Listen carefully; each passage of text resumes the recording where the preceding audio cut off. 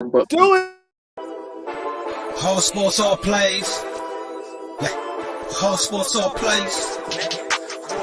Whole sports all plays. 365, we making a plays. You talking the game, get you through the days. We're high in the court, the dime in the lane. Variety topics living the same. All presentation, sports information. In the airways, taking the nation. All sport, all plays, like working your faces. Grace up the field, so tie the laces. Whole sports all plays. Network. Whole sports all plays. Network. We on top of our game. Whole sports all plays. Whole sports all plays.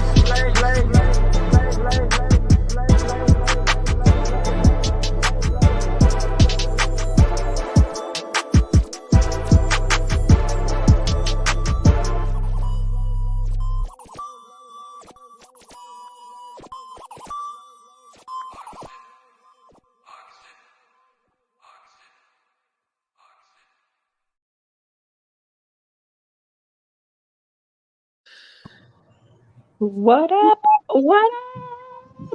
Welcome to our Friday show. Y'all like my singing? No, that's Mike, solid. Mike didn't seem impressed at all. That was for Mike too. I wasn't rocking with it.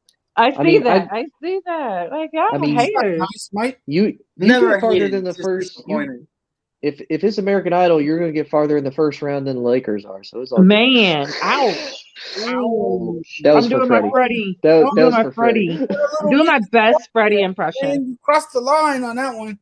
I know. I forget, Jonathan. You're a Lakers fan, but you're a good Lakers fan. So You're it's good fine. Lakers fan. So I'm gonna do obnoxious things since Freddie's not here. I'm going to be the female Freddie for the evening.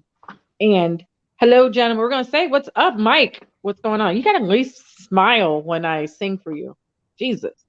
I'm chilling. I'm having a good day. It's very rainy. I love rain, so today was a very chill day. It was pouring all day. White Sox lost. Haven't won a playoff game in 2 years so far now. Loving it. Loving every minute of it. So I'm having a good Friday.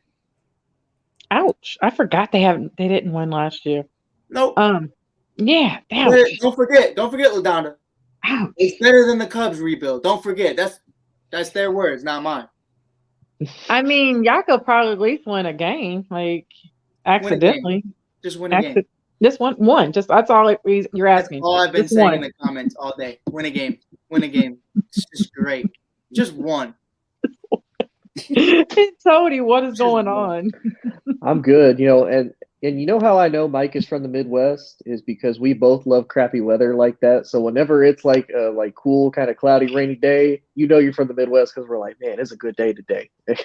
I just like the cool. I don't like the rain. I'm a Midwest girl too. I don't like the 60s. Give me 60s all day, and I'll be straight. I'll be in my shorts in the 60s. We be posted right. up. We need to be like in the 40s with like hoodie and jean weather. That's my go-to outfits. I'll put a hoodie or a pullover on in a heartbeat. I'm weird though, because I work out a lot and I hoop a lot and I play sports a lot. So I'll wear a hoodie in the 40s, but I still have shorts on. Like I'm weird. Mm-hmm. It's weird. Like, if I played sports, I did that. When I played sports, I did that. Yeah, like it'll be like 12 feet of snow, and then you'll just see like me in a hoodie, but still got shorts. Like we're chilling. I love those pull apart pants. Man, those were the best for cold weather. And Jonathan, what is going on, Cali man? I know you're hot. Like we're hot. Like, Texas and Cali. What's up, LDZ? LDZ. I'm still trying to get the name down because I'm so used to calling you LaDonna. You can call me LaDonna, but I just put LDZ on my show. Hey, I'm doing well, guys. But Cali's weather cannot make up its mind. 1 minute it wants to rain, the next minute it's hot outside. Tomorrow's supposed to be 80 degrees. I don't know what's going on here, but I know you guys have Midwest values, and I'm cool with that. But hey, I'm a Southern California dude. Love the sunny weather. I'm not feeling that dampness. I can't do it too much. And Jonathan, that weather changing every 5 minutes, that's a Midwest staple. So you get a taste of the Midwest just from that right there. Yeah. And that's what Cali's been doing. It's been very unpredictable the last few days. Yeah. It's been great. And now it's supposed to be like in the 90s for the next few days. And I'm like, It's October. Yeah. Texas, come on, let's get it together. But anyways, we got some football stuff to talk about. I want to ask because I guess we'll talk about last night's game. Mr. Russell Wilson got hurt, broke a finger. He's out for 6 to 8 weeks. So guess what time it is? Geno Geno time? Smith time. So are the Seattle Seahawks in trouble? We'll start with Jonathan. Jonathan, are the Seahawks in trouble? You know what? Russell Wilson is the staple of that offense. It's going to be difficult to put together some wins without their main guy, and he is their starting quarterback. What Geno Smith did last night was very inspirational. I mean, for a man who has struggled throughout his career. And let's remember, he played for a lousy Jets team. So, I mean, a lot of the blame can fall in the lap of the Jets as well for how terrible he performed when he was playing for the Jets. But yesterday, I was just blown away by Geno Smith. The way he came in, took over that offense. It looked like a guy who was playing with a lot of poise, was playing with a lot of fire, competitive fire and passion. And he looked really, really good taking over for Russell Wilson. Didn't look bad at all, but can he do that in the full 60 minutes is the question moving forward. Can he take over that offense and make it his? Can he earn the trust of his teammates? And can he do it on a consistent basis? I think all those questions remain to be seen. Only time will tell, but I do think that the Seahawks will miss Russell Wilson. They need him. He's their guy. The offense flows through his ability to make throws down the field and to find his intended targets like Lockett, DK Metcalf. So if Russell Wilson is out of business, then so are the Seahawks. I agree. I totally agree. What about you, Mike? How do you feel about this? It's over. It's done. I mean, it was over before it started. I mean, to me, like Pete Carroll's offense is stale. It's flat. It's one-dimensional. Ever since Marshawn Lynch has left, like Carson's not that dude, and Penny's not that dude. If you want to talk about fantasy football, you have a different conversation. But that doesn't translate to Super Bowl championships just because Carson is giving you 20 plus points in fantasy. Like it's not going to get you there. And the offensive line is far from ready. I like Lockett. I love DK. And when Greg Olsen was there, I felt like maybe you could do something there. But I mean, now you have these rumors going around that Russ is requesting a trade, not right now, but going into next season. So we already knew that was happening. And the biggest L to me, and it ties into Chicago, was that the Bears, and we're going to talk about it really quick. The Bears offered you their first-round pick, 2 future first-round picks, Akeem Hicks, Kyle Fuller, and Nick Foles for Russell Wilson. Now, not only would you have had that, you could have traded up just as easily with our pick to get Justin Fields. And you would have had one hell of a team with that. With Bobby Wagner, Lockett, Metcalf already there. I mean, hell, Greg Olsen probably wouldn't have retired. And then you have Jamal Adams. So to me, I'm looking at it as part of my language, Freddie. This is my one for the night. You shit the bed with that. You shit the bed completely because you could have had Justin Fields right there who dropped, which I understand nobody expected. Kyle Fuller, all pro, Jamal Adams, Akeem Hicks, all pro, Bobby Wagner, the best to do it. Bro, Justin Fields to translate into Russell Wilson, they're so similar. It just, you had it right there. And now you're probably going to have to, get Tua or get, one of those situations in Philly right now where you just got to pray that Philly offers all their first round picks and maybe Jalen Hurts. But, Jalen's actually kind of been balling. So now we'll see what happens with that. You really got to bank on a Spencer Rattler or a Sam Howell really falling in that draft. And, to me, that was when I realized that Seattle doesn't know what they're doing the same way that Russell Wilson doesn't know what he wants. Because if Russell wanted to, this injury never would have happened. This injury never would have happened because he never would have played for this team to begin with. And I think the same thing with Damian Lillard. If you want out, go. Don't be like, all right, well, I'll wait till next year, because things like this happen. Now your stock is down. You're probably not going to Miami. You're probably not going to New York like you and what's his wife's name? Sierra. Like Yeah. she wants.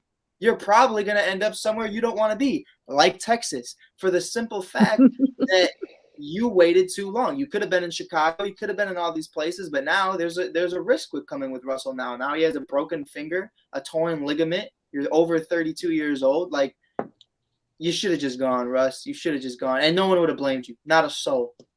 I don't know if did anybody watch the pregame show? Did you watch the pregame show yesterday? I was doing a show. Did you watch it, Tony? I didn't. Okay, so Russell came out and said he didn't request a trade. Of course, that's what he's going to say.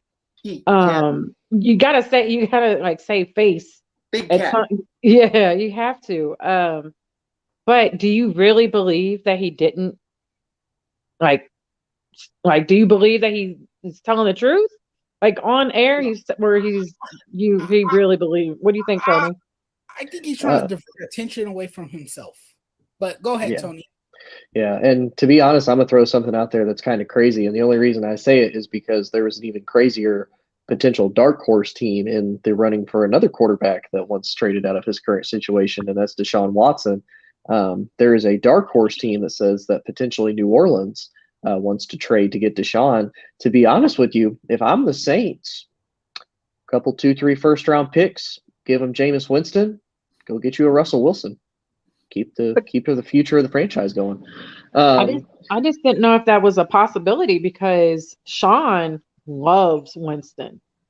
I think Sean is grooming Winston to be possibly not next Drew Brees, but the next QB. And I think he does. But I think we saw it with Jonathan's team with the Rams. Their head coach loved Goff. They loved Goff. They loved everything about him. They loved his leadership. They loved who he was as a person. But he loves Matthew Stafford just a little bit more. So, they had a divorce last season, and Jonathan, I think you can probably talk about that. Goff and your coach, the rift they had. Yeah. By the end of the season, it wasn't a happy marriage, and that's the reason he's gone. Right. It wasn't a happy marriage. It was an unhappy ending for both parties, and it just didn't work out. There was a rift between the two, and when you have that, that destroys team chemistry, and something has to be done. Either you give up on the coach or you give up the quarterback. And the Rams, thought it would be a better option to trade for a quarterback who's more consistent, who can take over this offense and turn it into something amazing. And that's what we've seen with the Rams. So I think the Rams made a good decision, and they made a tough decision at that, but they made a decision to not only, help with team chemistry, but to also get better at the quarterback position. Yeah. I just saw Jonathan Price's comment. Did you seeing that, Tony? Yeah, that's over. Yeah, can you put that up? I kind of agree. With Anthony, he said it's over. He's gone. And the defense ranked last in the NFL, and Wilson needs to leave. I agree. Yeah, I agree. And he has no running game behind him. The offensive line is not sturdy enough to protect him. I think he's just trying to play it out, and after this season, he's gonna probably be somewhere else. And I think it's time for a change of scenery. I would find it hilarious though if Detroit traded Goff and picks for Russell Wilson, and oh my god, I would die. Another Matthew Stafford situation. I would die. Like we would have to do like an emergency show. I'm just gonna let you guys know. We would have to do an emergency show if that happened. So we were talking about Russell Wilson, and we were talking about his contract before we move on to the next subject. I think we spoke about it, but he does have that potential out next season on his contract. Yeah. So everybody always thinks like, what would he do? Or could he move? Or, who's going to take that contract? Because, that contract of his was massive. So that potential out with, what we spoke about, the defense being last, their run game has been like if Chris Carson is not hurt, it's you're straight. But I feel like once he goes down, the backups get hurt. Like it's a trickle effect in their run game. Yeah. Like everybody gets hurt in the running back situation. So I like what the only thing you have, and don't get me wrong, right now is Metcalf, DK Metcalf, and Tyler Lockett, and that's it. Yeah, you're one dimensional, like Mike said. Yeah, and I think they overspent for Jamal Adams, to be 100% honest with you too. And that's really no diss to Jamal Adams, but when I look at Jamal Adams, I don't see him as that typical safety. He's their best pass rusher as a linebacker. He's a linebacker. He's not a safe, because you can watch him in coverage. The dude's terrible. And he hasn't done much this season. No, he hasn't. You haven't even really heard his name this season. And for Russ, I think it's one of those, he gets put in such a bad spot for his contract, because if you look at Russ, and much like what LaDonna said, somebody's going to have to eat that contract. So wherever he goes needs to have those pieces, kind of like how Tom Brady did with Tampa. They need to have those pieces there available, and they're just that quarterback away. Yep. So maybe it's Miami. Miami's run game I'm a little skeptical on, because again, it's better than what's going on in Seattle. It is, but I'm always very little. Those, like, it's a margin. But I'm always skeptical. I would like to see the Steelers, out of anybody, take that risk, because they kind of do have a very bad offensive line, and Russell's going to look at that and be like, no. But when you look at Najee, when you look at Ebron, and all those, and their run game their run game's about in the same situation, to be honest, because after James Conner left, it's just. What is the rookie? Yeah, it's Najee Harris, but like Mike said, they have such a bad offensive line, so he's having to kind of overcome that. But I mean, he's still doing what he's able to do. But kind of like Mike said, they do have better defense than what Seattle has, and with Najee Harris, that gives him a potential back to work with. The big thing that would kind of hurt the Steelers though is their wide receiver situation. Juju's kind of fallen off, because now he's the number one. He gets all the targets. He gets all the attention that Antonio Brown was supposed to take when Antonio Brown was there. So now he's getting that. I think Johnson is pretty decently solid, and Claypool, at least from his rookie year, was solid. I mean, I haven't heard his name much as far as this year, but now. He didn't play Sunday. He was hurt, and he's kind of just, it's been average. What if he goes to New England? I understand that they're, interested, but sometimes, teams are impatient, and and it's kind of like, you've been dynasty team football for years because of because of Tom. Now it's like, ooh, do we wait on this rookie, which will be a sophomore, next season? Do we risk it all and go get, Russell? But I think Mac fits their system so well, because Mac fixed it just like how Tom Brady did, which is what they want. They want that game managing quarterback. They don't want a quarterback that is going to what is Russ known for? That's probably one of his greatest assets. He likes to do makeshift plays. He likes to roll in the pocket. He likes to just make these crazy plays downfield. And that's the other thing he doesn't have. He doesn't have a downfield receiver. Yes. Can you pull up Anthony's last comment? And I think that does. I'm going to agree. Anthony, you're like my new BFF now, right? Just letting you know. You think his contract plays a part? It has to, because they're poor. After him and Jamal, and what Bobby. Money? That's why they don't have a lot. And Bobby. Yeah. I mean, I equivalate it real similar. Like, do y'all remember the Ravens after they won the Super Bowl in 2012 and they paid Joe Flacco like $100+ million contract, and then they went down the toilet? Yeah. I see that as the same thing. But I'll say it's different because Russ is a tremendously better quarterback than Joe Flacco could ever be. Even as decent as Joe Flacco was, but you can't overcome a bad team by overpaying a quarterback, which to me, I think they almost overpaid Russ. And again, I've said it 100 times, and unfortunately, I think everybody agrees, but most NFL teams for some reason don't see it. Tom Brady has never been the highest paid quarterback in the league. He's always taken pay cuts, and guess what? He's almost always been able to get while he was in New England, except for like the last 2 years he was there. Yeah, toys to throw to. Yeah, and Sacks team everywhere. and like I said, like we already said, he already has toys. He needs a line. Russ has never had a line. Like I think we spoke about this stuff like a couple of times. Russ has never had a line. And if I was Russ, there's got to be a point. I'm like, hey, I'll take a pay cut if y'all can go get me at least somebody to protect me and Chris Carson. And I think we're starting to see that with Patrick Mahomes as well. You see Sammy Watkins leave with a check and a bunch of other people, and people are wondering, why is Patrick not having such a great season? Maybe he wasn't worth the money. Maybe this. It's not that Patrick's not talented. It's just that Patrick was on a rookie deal and had all the toys in the world to work with. And when you throw away those toys, you're still a great quarterback, but you're not as elevated as you once were. And that deep, and supposedly KC was supposed to work on that defense on the offseason, and it don't look the same, and that line doesn't look. It's hard to when you can't upgrade anything. Yeah, and Jonathan, you're very quiet. Like, and what's going on in KC? I wanted to say before we talk about KC, I just wanted to say also in Seattle, Pete Carroll's energetic rah-rah type approach doesn't work anymore. It's not clicking for the Seahawks. It's time to try something new.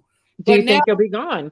That's part B to that question. You know what? That remains to be seen, but I do think if he's out the door, I think he will retire. Okay. Right. I think if you're getting rid of Russ, you might as well get rid of Pete. Yeah, like it's a combo deal. Yeah. I see that. There's no reason to me to see why either of them, especially for Pete, I don't see if you give Pete Jalen Hurts or Deshaun Watson who can't be played because of these allegations. I see no reason why Pete even wants to coach. Yeah. And plus, if y'all remember, there was even talks before he drafted Russell Wilson of Pete potentially getting fired out of Seattle because he did not have a great winning record and he was not winning that division until Russ came along and revitalized Pete, and then Pete said, okay, now I can focus on this defense and make this defense tremendously. I know. And now look at the defense. And it's so funny. The defense, the Legion of Boom now is starting in Dallas, and it's all because time out. No, I'm not saying no that, bad juju. Time out. No bad juju. But I'm saying, but the coach. The only reason I'm saying it is because of who the coach was. I'm not saying we're going to be the Legion of Boom. We're not even gonna probably be close to it. But you see the difference now that they don't have a decent defensive. Right. No, I get what you were saying, LaDonna. Yeah. It's the same thing with Matt Nagy when Vic Fangio leaves. Yeah. That number one defense carries you for a very long time. And, you did these spicy kind of, energetic plays and being fun like Matt Nagy and Pete Carroll are. But when the dogs leave the house, it's nothing but a bunch of cats. And at the end of the day, Pete ain't that guy. Speaking of cats. There's a cat. But Matt's not that guy either. And dude, that's Pete. That one's my favorite one. That's Peach. Is that the rat? The cat rat?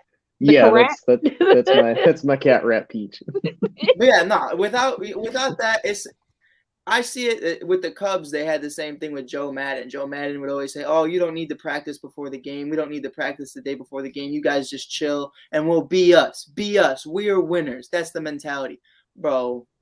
Baez struck out like I don't even know how many times, bro. Did he lead? Gym. Didn't he lead in strikeouts that season? Yeah. It was just like, what do you mean be us? Who we're becoming is dog water, bro. Like, you got to elevate that. You got to be better. That's funny. But, let's go on. And since we're going to talk about that division, I guess, we'll talk about, Jonathan's Rams. Is your team the deal, Jonathan? Or is this, look at the draw of who you're playing? You know what? At first, I wanted to say that this team was the real deal. But, that's why you never base things off of, week 1 or week 2. You always have to, kind of sit back and reserve judgment. And now that I have seen the Rams in the previous 2 weeks, they have not looked like the team that got off to a fast start, to a 3-1 start. Now, look, I know the offense led by Matthew Stafford is more explosive now. It's more attractive. You got Cooper Kupp running wild, making catches down the field. You got Cooper Kupp on pace to do some amazing things to achieve an incredible milestone by the time it's all said and done. But this Rams team, I'm going to keep it real with you guys. This Rams team is vulnerable. Yeah. Yeah. It really is. And you can see some of the glaring weaknesses. I mean, and that's the secondary. I mean, the secondary is not the same without Troy Hill. And, they also lost John Johnson, who they miss a lot in that secondary as well. He signed with the Cleveland Browns in the offseason. So, I mean, you still have Jalen Ramsey, who's anchoring that secondary. But they don't even throw Jalen's direction. So exactly. So who else is out there really that's able to make a big difference in that secondary? And I just don't see it. I just don't see it. I know they have a good defensive fronts too. And then that's another thing, LaDonna. You saw a lot of them get injured yesterday, so we don't really know their health status. Leonard Floyd got hurt. Yep. He, at the end of the game. I'm like, dude, you're on my fantasy, Leonard. We don't need you to do that. Type of apparent injury.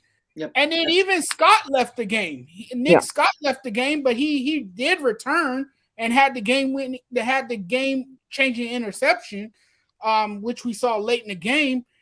So you have some guys get beat up yesterday. Tyler Higbee too. He left the game and then he returned. So yes, the Rams are a little bit suspect. They have a high flying offense. Yes. Their running game still a question mark, even though they looked strong yesterday. They ran the ball consistently well.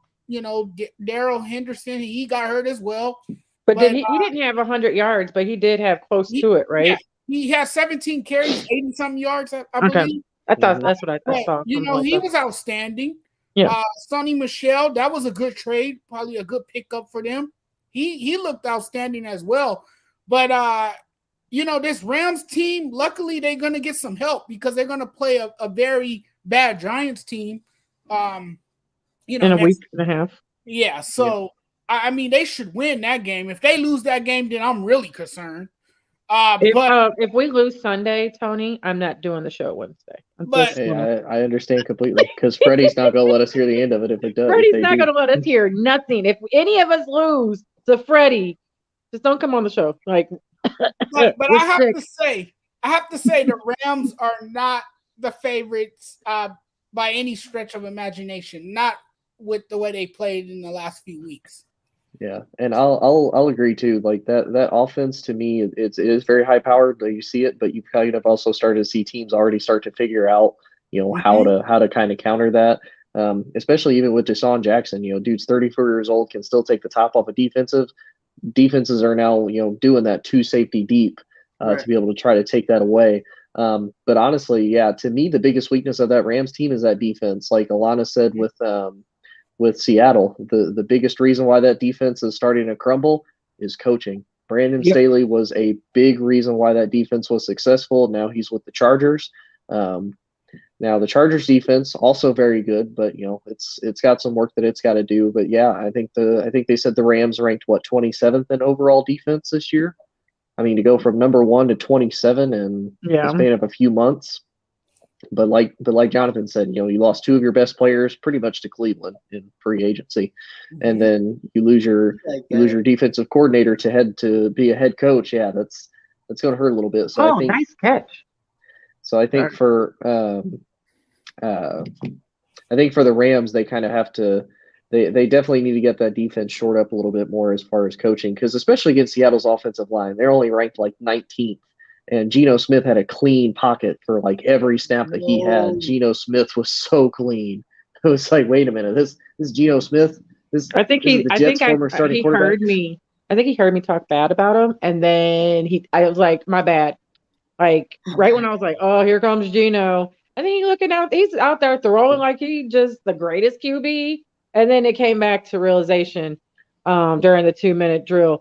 But I wanted to ask you, Mike. Everybody talks about Kupp. Everybody's talking about Jackson. People forgetting about Robert Woods on that offense for the Rams, or is it a 3-headed monster that people really know about? I feel like it's a disrespect, and again, I put it to the fantasy guys. The fantasy guys know about Robert Woods. They know Yeah. how good he is because they see Yeah. his stats every single week. But for the casual fan who just watches football, it's Cooper Kupp, Cooper Kupp, Cooper Kupp, because that's all you're seeing. It's the same thing with Allen Robinson in Chicago. Everyone thinks Allen Robinson's your only weapon, but then Darnell Mooney goes out with over 150 yards. Like, you just forget about it because you don't watch them every week. Robert Woods is without a doubt a dog. He's definitely certified. Another one is Melvin Jones. I think he's a definite dog. He's not on the Rams, but he's one of those guys that you don't think about. And I think, there's a lot of guys in New England that are pretty solid that you don't think about.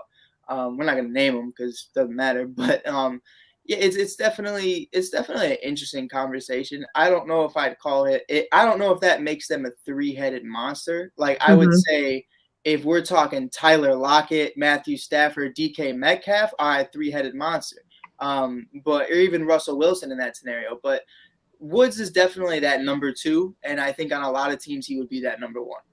I think okay, there you are, Tony. Because I was like, I think you just got overtaken by aliens, but you're back.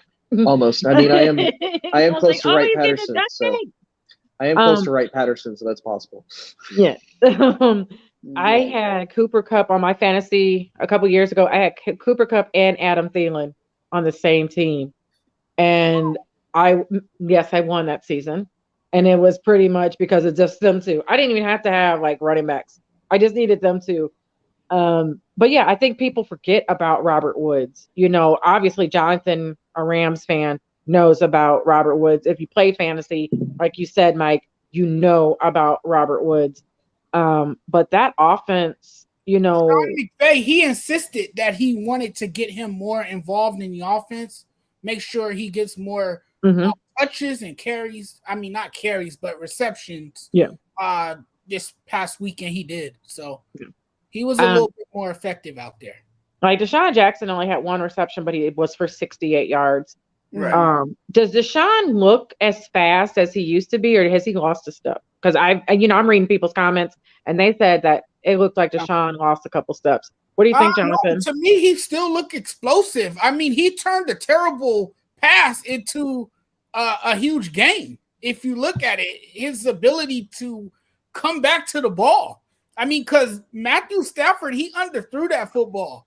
And it was incredible to see Desean Jackson's athleticism and his ability to come back to that ball and turn it into a huge gain. So, I mean, I don't think he's lost a step. I think he's as explosive as he's ever been. Yeah, I agree. Because, I mean, if you look at how long Desean Jackson has been in the league, dude's 34 years old. So yeah. we'll say he's been playing since he's been, 21, 22. So 11 years in the game. Yeah, and that's what he's been known for every single year that he's been healthy and that he's played. He will beat you in speed. He will take the top off of your defense, and he will burn you for it if you leave him uncovered. And I think that's the only – I don't think he's lost a step. I think people have just gotten smart to realize, oh, hey, Desean Jackson's on the field. We need to have at least one safety deep to be able to cover that. We may not have a corner be able to, but we'll have a safety ready to be there. You got to have somebody back there. Anthony said D-Jax is a Robert Woods. Now, I don't think so. I don't agree with that because they're two different routes. They're one is more one play. D-Jax, he's not doing a slant. He's not doing, cross. He's doing deep. Like he's out there literally for one, like we said, one reason and one reason only. Like, when D-Jax was healthy, yes, he was playing more than a couple options. But now in these last few years, that's what he's been that guy for. Like, I haven't really seen him run too many other routes. Like, they made fun of Dez because of his route running during his time. Now that D-Jax, I feel, has became like one-dimensional now because of all the injuries that he has sustained. I like D-Jax now that he's not an Eagle. Or Washington. Because he kills our secondary. Jesus, he ate it up. But yeah, I think the Rams are going to make it. I don't know if they'll necessarily win, like make it to the Super Bowl, but they'll definitely. But it's going to be, of course, it's going to be Arizona, and I think your wild card is going to be the Rams. Like that's just my, I think Arizona is going to blow everybody out the water. And good luck beating that team. Yeah, anybody. Like, even though it doesn't feel like JJ Watt's doing much, but it's like once he got there and AJ Green, like even though they really didn't need AJ Green, and they brought in James Conner for the run game. So now they have like a two-headed monster in the run game. They have another wide receiver. Like you don't need anybody but D-Hop. Like I'm just gonna throw it. I feel like, and you got to remember this too, guys. Those guys bring veteran leadership to that locker room. Mm-hmm. Right. And so by doing that not only creates more experience, but that also creates a winning culture. Right. Yeah. I feel like personally the only team to me defensively that can maintain and contain Kyler is Cleveland. And I feel like Cleveland just has a very young and explosive pass rush. And they have the corners and they have the DBs to be able to handle that, that throwing power he has as well. I feel like at the end of the day, your offense can be as explosive. But JJ and Jones and Simmons and all those guys, they hold it down. And Simmons is young. He's flying. And JJ is not getting doubled, so he's doing his thing. Chandler's like I said at the beginning of the year, he's my defensive player of the year candidate. He's definitely a dog. 5 sacks in his first game. Like you just have to be able to defensively maintain these guys. You might not have to stop Kyler, but you just have to maintain them. And I think Cleveland's the only one for that. And Chandler Jones, pay that man whatever he wants, give it to him. Yeah. Like he's having a phenomenal season. I posted up questions about it, but since you brought up Cleveland, Mike, I want to ask what's going to happen now that Baker Mayfield is playing with a partially torn labrum, and which is in his left shoulder. Right. Do you think they're going to keep playing him, or do you think it's going to be their backup? No, they play him. I've seen Mitchell Trubisky do it before. Is their backup? Yeah, no, that's not a thing. That's not a thing. This isn't 2017. We don't do that here. But I've seen it. First of all, it's not his throwing shoulder, so that's perfectly fine. He's probably gonna wear one of those slings that Mitchell Trubisky was wearing, and it's barely noticeable, but it's definitely one of those support systems where it's just gonna hang on. Unless it fully tears, that's a conversation for a different day. But it's definitely not a big deal right now. And you also have one of the best, not against the Chicago Bears, but one of the best offensive lines in the game to be able to protect him. So you protect that left side. I don't care what happens to his right shoulder. Just protect that left side. Make sure nobody's coming his way. And just, keep throwing it down to Odell and Landry when he gets back. But you gotta pray. You gotta protect Baker because you already have Landry out, and we all know Kareem Hunt's track record of just, finishing out seasons. So you just pray that he, stays out of his own way. And you just got to make sure that you have those guys healthy, because Odell, to me, as great as he's been, is still hurt. Right. He's still, you could tell. They said he's playing with what did they come out saying? He's playing with a torn something from 10 years ago. Yeah. And he refuses to get surgery on it. Yeah. You didn't hear about that, Jonathan? No, that's on him, though. It is on him. It is on him. I would get surgery on it. And I feel like, personally, if you tear your ACL and you have another injury that you've been holding off, and I understand that you don't want to miss it's a torn labrum too. It's in it's in his shoulder. Yeah. I've been there. I've had issues with that. He said since his LSU days, since he's been playing. Yeah. But it came out Thursday. Even for me, Jonathan's face. Jonathan's so bad. But it's definitely it's a bad situation. If you want to play through pain, but wow. Right. Yeah, it's left shoulder. 10 years later, like, dude, I'm thinking you just get it done. Didn't you just have some other surgery? Like, get it all done at once. Right. That's kind of my other thing. It's like, I kind of get it from a pro athlete, standpoint. You want to take one thing at a time. You don't want to have to rehab two different things because that's a lot to have to do. Yeah. If you tear your ACL, okay, now I got to focus on my leg. I got to focus on my arms. I got to do all of that. But if you know you're going to be down and you know you're going to be out for at least 9 months to a year, go ahead and get it knocked out. Get it done now, so that way you don't have to deal with it, and then you don't have all of these people then questioning you of, oh, is Odell really there? And Mike can probably attest to it too. What have some of these injuries done to affect you in the long term, and can it affect your performance as an athlete? Because it's like yeah, I can reach out and I can get that ball, but man, is that going to hurt? And if I take a hit, that's going to hurt even worse. Do I really want to make that risk? Jonathan's, talking all that crap. I just want to say, for 5 years, I played with a partially torn labrum. So, Jonathan, leave us alone. It'd be like that. Jonathan's face was. Listen, but what it comes down I'm to, not tolerant when it comes to pain. What it comes down to at the end of the day is pain management. So what can you do after practice? What can you do after a game to maintain that? Now, personally speaking, someone who, after my senior year, because we won 2 championships and I was one of the defensive player of the year. So suck a toe because I played great. But I will say this, after I fully rehabbed, man, it's still, especially in the Midwest, I think Tony can, if Tony's had any injuries, we can relate to this. I know right before it's going to rain, and I know. I know.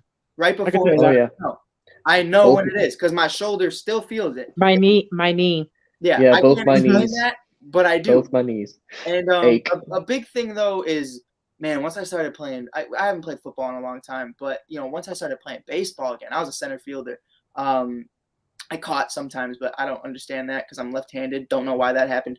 But it's definitely a situation for me where once I've fully recovered, I've been better than I've ever been. And I wish I had done that back then. And Odell, you're getting up there in age. So if you have to sacrifice a half a season or even a full season to get this right, it could extend your career 3 or 4 more years than you playing 15 plus years with this shoulder injury. So I'd get it done because I didn't, and I wish I did.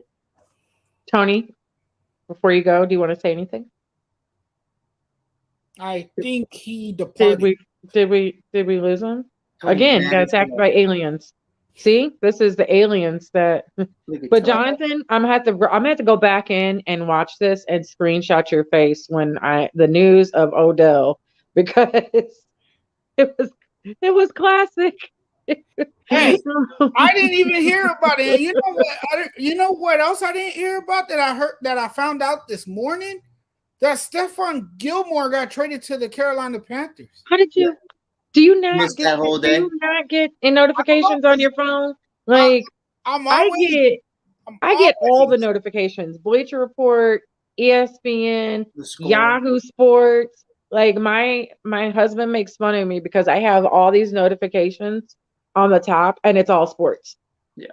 Yeah, I turned off my notifications. So see, there you go. There's when you're a sports announcer, like when you do sports shows, you kind of need to have some announcements on, so you can be like, hey, I better turn them back on then, so I can get at least the breaking news. Yeah, like and injuries. Bro. I do injuries. If you do fantasy, I do injuries for fantasy, and then I do breaking news. Right. But I watch every sport. But yeah, we need you to turn your. You got to turn that on, Jay. Like for me, bro, I got too many randoms texting my phone all the time, bro. I still got it on DND, but I got them notifications on.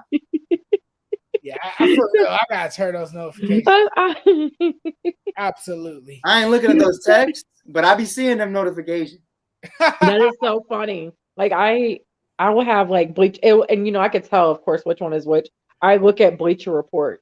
Because it has the B, I look at those first. Yeah. Before because I do the perfect picks. I don't know if anybody else does perfect picks on Bleacher Report, but I do those. So I always check to see if I've won several did perfect picks, but never get drawn. So I used to write for the Bleacher Report.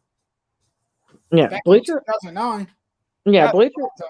2010, 2009. Bleacher Report has actually gone up in the world. Bleacher Report actually gets you your notifications quicker than ESPN. Yeah. Like, yeah. But moving on. Ooh. Oh, I was like, what happened? Okay. Well, will Detroit win a game? Detroit who? Detroit who? Red Wings, Pistons, Tigers. Detroit, any Detroit, no. In general. Detroit Lions. Hey, at least the auto industry is booming there again. I guess. That's a positive. I guess. Yeah. No. Let's see. Let's look at their schedule. Of course, they I'm just looking got at it beat right by the now. Bears. Vikings, they play next. And then they have the Bengals, Rams, Eagles, Yeah. Steelers, Browns, Bears again, Vikings. Oh, they got a dub. Where Falcons? Yeah, they got a dub. Watch that game end in a tie.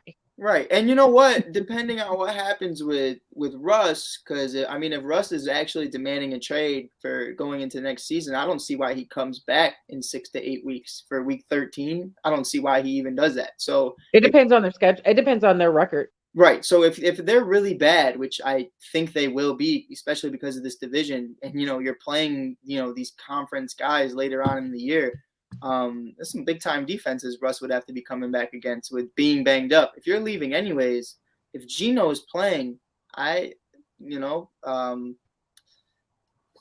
maybe 2 and 15. I don't know how I feel about the Detroit Lions. They're still igma to me. I don't know how I feel about that team. They're ligma to me. They don't really have anything. They don't have nothing. They don't. This is what we were talking about. And we still gonna get them on Thanksgiving Day. But that's what we were talking about. Like, your quarterback when he was there literally had only Melvin Jones to throw to. Yep. That was it. Like, oh, and what's his name that went to the Giants? You talking about Slayton? No, Quad Boy. That they just went. Oh, what's no Shepard? Galladay. Yeah, him, and he couldn't stay healthy. No, he still isn't. It's been his whole career. Yeah, I mean, aside from if you looked at it and you said, "Wow," you have had Kenny Galladay, Slayton, Calvin Johnson, and a couple other guys. That's really cool, but that's throughout 12 years. Patrick Mahomes in his first season had more weapons than you had your entire career. Yeah, that's why he's having a field day. Right. They wasted Matthew Stafford's career, and they wasted Megatron's career too. Yeah. I was really hoping. I'm still holding out that Megatron signs with the Rams. I doubt it happens, but he ain't coming back. He's done. Yeah, I doubt it. He's done. I just don't think he's NFL ready. He's mad because they still owe him money. He came out and said it. He'd accept Detroit again as if they paid him again. Yeah, but that's why Matthew Stafford. But that's why Matthew Stafford is having a field day in LA because he actually has more than one weapon at a time. And he has a wall around him too. He has bodyguards to protect him. That's big. I wish we had the picture of Aaron Donald from yesterday's game. The guy when two guys had him in the air. Like that. Yeah, they had, and he almost broke through them two holding him. It was probably the best picture I've seen. And Thanos is about it. Yeah, Thanos is a one of a kind treasure, I guess you would say, in the defensive land. Everybody wants a Thanos on their team. Yeah. And man. I think I saw that picture today, the one that you just mentioned. Yeah. I seen one. There's a Chicago one going around. It says, when your girl's at the club off a bottle of Henny and you try to hold her back. I was like, damn. It doesn't surprise me, man. They come up with all kind of. I was like, damn, that's real talk, though. That's real talk. Oh my god! Yeah, that surprises me. Internet is no 5'2" girlfriend turned into a hoe real quick. The internet is undefeated. You never know what you might stumble upon as you're scrolling down. Yeah. The internet stays undefeated. Yes. We just talked about Detroit by now. The internet is 1,000. Oh yeah. Oh, more than 1,000. Way more than 1,000. Probably 1,000 a day. How they about lost that one. They lost that one that Facebook shut down that day. Yep. They got dubbed once. They got dubbed. Urban Meyer shut down Facebook. His photo went viral and it shut the whole thing down. No, I'm joking. Yes, but that great catch I was talking about. I'm watching the Boston Tampa Bay game. I heard Chris got lit up. And Tampa Bay's last home run was straight to a fan, and he caught it. Play before that, Nelly Cruz hit the ball. It almost looked like a home run, but it went foul, and the guy caught it out of bounds. Like a fan was here. His glove went like right behind him. I don't know how the fan missed it. And the Boston player, I forgot who it was who was on that side, but he got it. And I'm like, this series is probably one of the best series. Besides what, LA is going, the LA versus San Francisco. All these series actually are really interesting. Mm-hmm. We are, baseball friendly, and we know our baseball. So I guess we'll talk about baseball real quick. Since Freddie and Tony is not on here, they don't know. What series and what matchup is the matchup that you are like really interested? I already know Jonathan's answer, but we'll go with Jonathan. I'm gonna be a homer here. It's the first time in MLB postseason history that the Dodgers and the Giants are meeting for games of this magnitude. I mean, it's incredible. It's gonna be an exciting series. The game has started actually. I don't know the score, but it's going to be a very, very good series. I think it's going to, come down to game 5. I know it's a short series, so the Dodgers got to be up on their game. I mean, both of these teams are good. Who saw the Giants being this good this year? I didn't. You probably didn't. I mean, the Giants. A little bit. I last year they were starting to catch fire at the end. Yeah. And it just carried over. They're surprised. They were real for me when they took Chris. Yeah. But what's amazing to me about the Giants, what's amazing to me about this series is the fact that the Dodgers won 106 games while the Giants won 107. Yet the Giants are underdogs in this series. They have the teams. They have the team they have the team that doesn't really have flashy names. The Dodgers have all the star power and all the big name players. And the Giants are just the little guys trying to compete against the Dodgers, a team that lost the division to just the little guys in the Bay Area. So I think it's going to be an interesting series. This is what you're losing right now 2-0. It is in the top of the second.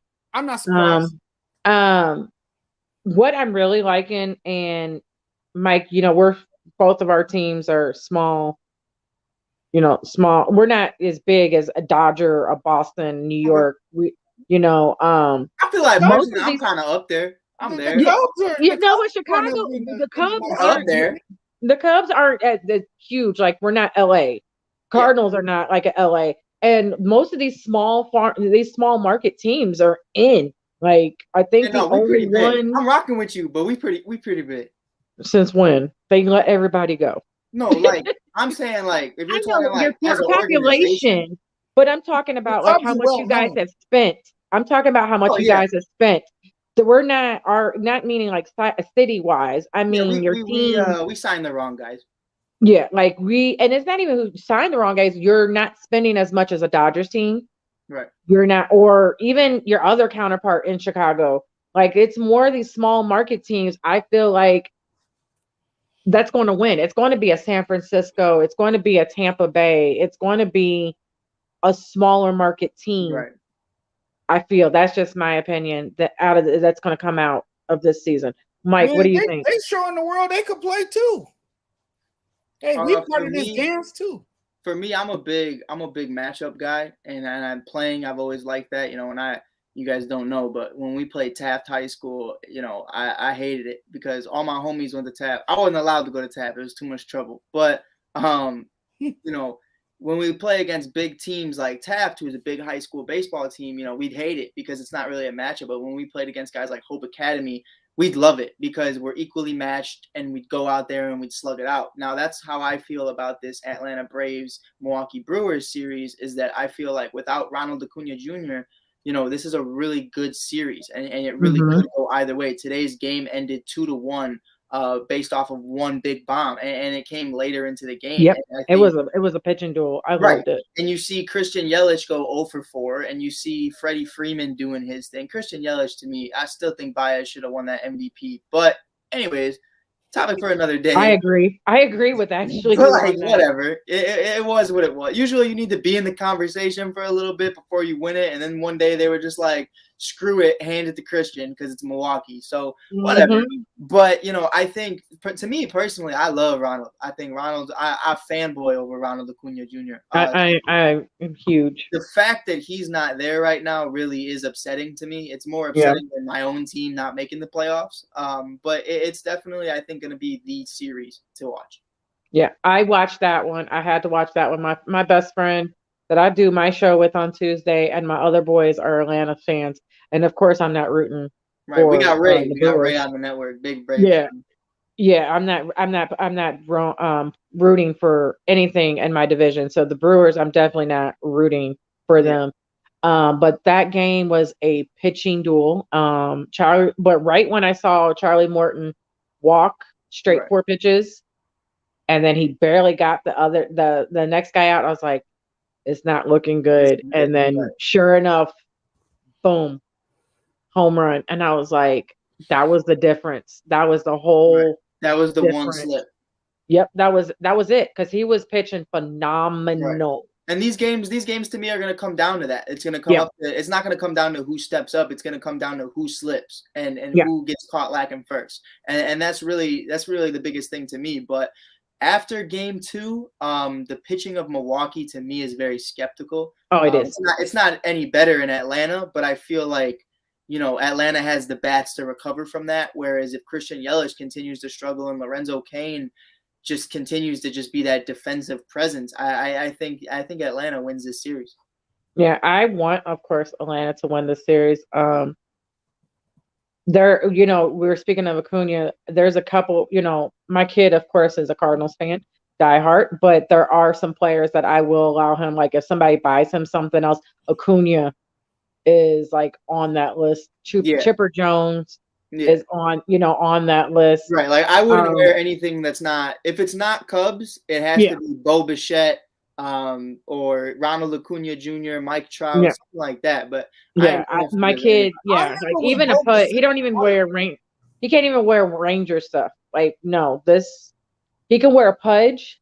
He can get, somebody can find him a Pudge shirt, then okay, we'll let him wear a Pudge because it's Pudge. But my kid knows. When Bo Bissett's dad played, Dante Bissett. Say that again. You remember when Bo Bissett's father played?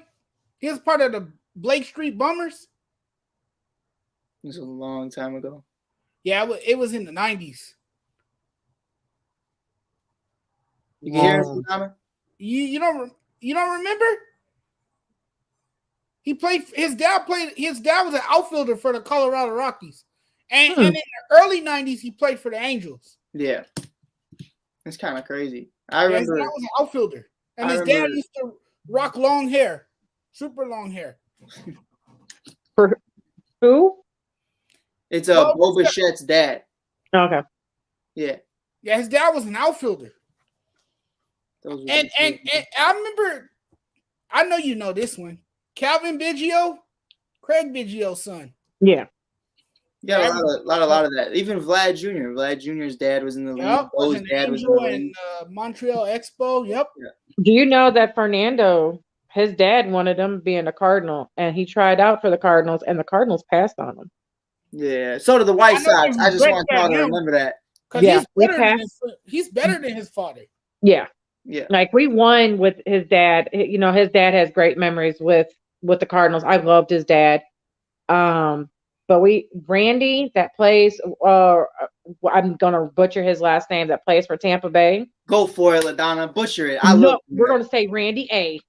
I am not gonna I'm not gonna butcher this man's last I'll be name. butchering names. I just preach it. Arizona, I call him Arizona. I didn't say Arizona. Respectfully, I'm butchering your name.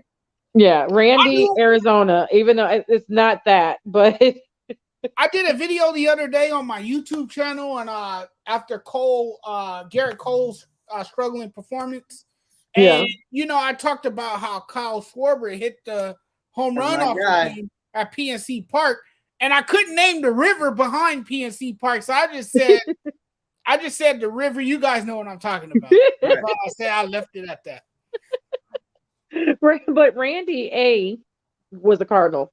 Like, it's like all these players that are doing phenomenal things was a Cardinal at one point. I'm like, why didn't we keep this? But at that time, our outfield was loaded, and we didn't need them. Now, like, we don't really need them now, but we needed the pitching. I wish we would have traded for better pitching than what we did.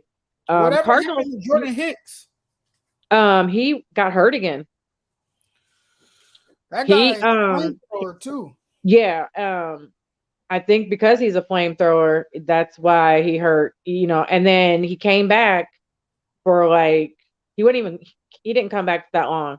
He was came back and then gone again because of an injury. They must have rushed him back.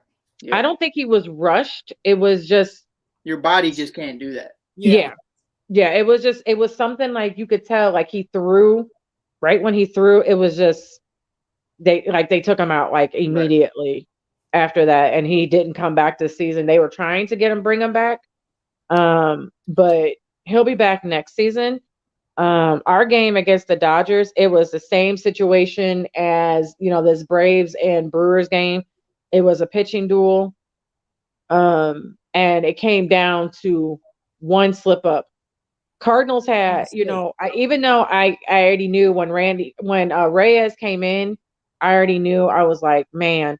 But when Cardinals are 0 for 11 with runners in scoring position, that plays a part. And it too, if you can't score, how are we going to win the game if you can't at least get one or two runners in scoring position? We had zero. Absolutely, zero. Thank you for messing up in the first inning, and that's the only reason we scored. Right. But that game, right when they put in Reyes, I was like, there was a reason why Reyes is not a closer anymore. Jonathan came on my post about that, and I was like, he has blown so many games after when he got made to the All-Star game. I was like, oh my God, this kid has finally turned his game around. Like, he's doing great. And then after the All-Star break, he lost it. He lost everything. Right. You saw the same with Craig Kimbrell too. Yeah. He didn't look good whatsoever. I love the video about Craig Kimbrell on this little kid doing his stance. I love that video. That was my favorite video. Did it, and went over there and talked to the kid. I was like, oh my God, this is what baseball is about. But that Cardinals, we shouldn't have been there. Even though we had fun, we had no business being there. Right. If we would have won, it would have just as much business as I had being there. Exactly. It would have been a Cinderella. It would have been a Cinderella story. Yeah. It would have been a Cinderella story for real. If we would have beat LA, I think if we didn't lay off, there was one person that commented and said we shouldn't have, after we clinched to get in, we kind of stopped playing our starters. We kind of let our foot off the gas. Like some people feel like we should have, played them every day to, just to keep the vibe going. My husband gave me shit this today. My bad, Freddie. But he was like, "Why are you rooting for Atlanta when your team's not in it?" And I'm like, "Dude, your team can't even make it to the play, Consistent. like to Rangers." So Oh. yeah, he was like, "We haven't been good since you cockroaches wouldn't die in 2011." Like it's Nah, if I really was gonna root for I wanted Ronald. I thought Ronald had a really great shot. No.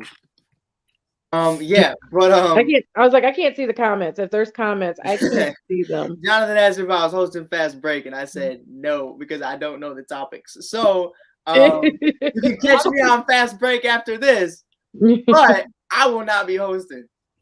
Yeah. Oh, one's fast break. I don't even know if we're doing it really. But I don't know what's going on either. I'm gonna probably tune into the Dodger game because I really want to see it. Yeah. But no, if the Blue Jays made it, I was Blue Jays all the way. Like, I was rooting for. I would. Yeah. I like the underdog. Seattle out of pity, but like I really was rooting for the Blue Jays all year. Oh yeah, like I want somebody that hasn't won. Even like we haven't won in 10 years, but I want a team that hasn't won in a while. Right. No offense to the Dodgers, and even though I don't like the Dodgers, even the Giants, I don't want them to win just because they had their little three-peat. And they won. And they won. What was the last time they won? 2013, 2014? Yeah. Somewhere in that. 10, 12, 14. Like, you're good, bro. You're good. Milwaukee. Yeah, I don't even want, of course I don't want Milwaukee. But I'll let them have it. For the one time. For the one time y'all can have it. No. Just for the one time. But it's the last time 2014, so we were right around that area. I want the Dodgers to win back-to-back because I'm tired of all these naysayers and all these haters saying the only reason the Dodgers won because it was a miniature season last year. But I agree with that. It was. That was the only reason. Hey, if it was any other fan base, they wouldn't even be saying that. Yeah, I think it was any other. I think anybody whoever won last season was going to hear that. Just like it didn't matter who won in NBA. It was like the same situation for NBA, that short season. They were going to say it. Like it didn't matter. Everybody's going to say you won, and there should be an asterisk mark. It doesn't matter if it was LA. Not even an asterisk mark on the Astros one though. So how are we gonna? Yeah, but that's how people are. Like I do it around jokingly, but they still had to play their hearts out. It doesn't matter. Right. And for the schedule, how they played it, like it was tiring. Yeah, like you couldn't do nothing. You couldn't get your mind off of nothing. You played, you went back to your room. You played, you went back to you didn't never knew if you had COVID or not. Like you didn't do absolutely nothing. No travel, no. You were in. They were here. Not anything. You were here. You were in Texas. You played. You went back to your room. I think they were here in Arizona. What was the other location? I think they also had some games in Houston. Yeah, it was. You were here. Some in San Diego, right? Some of the early series. Well, yeah, Madonna, it's been great talking to you. I have to go figure out what's happening with Fast Break because the guys are getting upset. But then let's tell Tony. We can end it. That's all good. Let's just tell Tony. Oh, we're ending this. Just like we don't have to. We don't have to. We don't have to. Because Tony just said let him know when we're close to being done. Yeah, I want to see this too because I want to see the Dodger game. Yes. So we'll say in 5 minutes. We'll say 5 minutes because, but yeah, I think what we are seeing in baseball, I feel like the series that we are seeing now, that's what I was trying to talk about earlier, is probably one of the best matchups we're seeing in baseball. Like all around. Yeah. Like, it's not like you're Yeah. going to see one team dominate the other, even though how did Boston get 11? Dang, they're like really kicking butt. They did not have 11 when I flipped it on to your game. Oh, But Boston, they turned it on today, huh? yeah, they turned it on. It's 11-6 now. Oh, that's a high scoring affair there. Yeah. Wow. And last night they got their butts kicked. Tampa, home run and stole home. Mm-hmm. Like, that series might go 5. Watch out. I think it's going to go 5. I really do think it's going to go 5. I don't think Tampa's in for a dogfight with Boston. I think your series is going. I think I could see almost all of them going 5. Going 5. Maybe you the see only the White one. Sox bouncing back. And I was about to say that might be if the White Sox can. Obviously, going to have to turn it around. They're going because next game it's all or nothing. Mm-hmm. Since they've lost 2 already, but every other series besides that one, I can see them going 5. Like, I can see everyone, and that might make the playing field even. Well, of course, like I said, who's Boston? Not Boston, but who's playing the White Sox? The Astros. Houston. Astros. They might have a small advantage because they're winning, and they beat them if they do beat them 3-0 and sweep. They're going to beat Tampa though, or Boston. I think they'll have a very hard time against either team. Yeah, I think they will. But I mean, like, they might have an advantage because they might be at home first. But I think on the National League side, I think it might, there won't. I think both teams will be tired. Like, I think they're gonna have a dogfight both sides. That was on. They're giving. Who is y'all? Who's you guys just struck out? I don't know who's your. Is it Joe West, the umpire? And this one, do you know? Is it Joe West? Or did he? I thought he retired after. No, but they said he's going to retire after the season. But they said he was doing the postseason, so I didn't know if he was doing your game. I know he did the Cardinals and. I know, yeah, and his the only reason I'm asking because this guy's pitching, I guess, is really tight, and your guy, it didn't look like it was a strike. It didn't look like it missed by. And he called it it was real. It could have went either way. As long as it's not Angel Hernandez, that guy gets butthurt too easily. He's the worst umpire there is. Like, I need him to retire too. Like, I need him and Joe West to do a double retirement, make us all baseball fans happy. Like, when I heard that Joe West was retiring, I was like, sweet baby Jesus. Now, Angel, jump on board. I need you to go.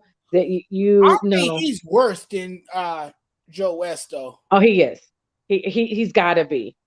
He's clearly worse than him because he'll throw you out just if you say one word to him. Like, why are you throwing people out for saying something to you? Do you get that sensitive that you have to throw somebody out of the game? Words shouldn't really matter to you that much, Angel. But what it shows me is that Angel Hernandez is soft, and some of his calls are ridiculous. Yeah, we had him the very first spring training game. Like, it was obvious balls, and he was like, strike. And I'm like, was the dude supposed to step on the plate to swing? Yeah. At this, he like, bro, what are you seeing? Yeah, it was. I'm trying to see where he's at. Is he the lead umpire of his crew as well, like Joe West? Huh? He's the lead umpire too of his crew, right? Yeah, he is. He is the lead, and so I was trying to figure out who. Oh my God! Because I know he did. Fast break crew can't make up their mind if they're doing the show or not.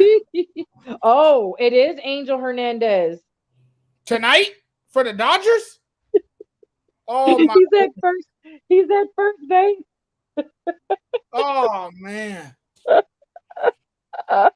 Oh man! The Dodgers gotta really be up on. Thank God he's not behind home plate, but they gotta be up on their game tonight. Yeah, I just looked at. I'm looking at this early. They should be in the third inning by now, right? Oh, it's a commercial. Oh my God. This is And so I guess Joe West is done because I guess he just did the national wild card. Okay, yeah. I did hear them say that was his last game. So okay. So I missed that. But yeah, Angel Hernandez is the first base. I'll pray for you guys.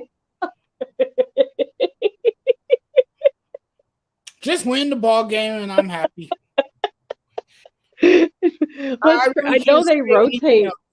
I know they rotate, but don't rotate. Hopefully, guys, y'all can win it out somewhat before Angel gets behind them.